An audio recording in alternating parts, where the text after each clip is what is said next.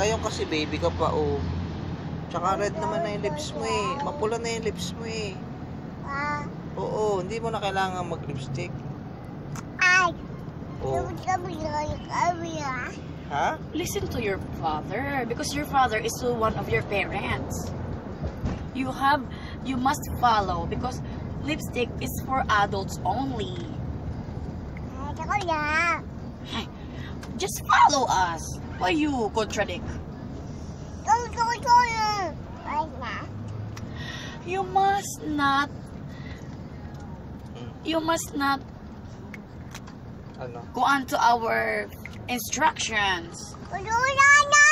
Ay, don't be cruel, Mela. You always cruel to the lipstick.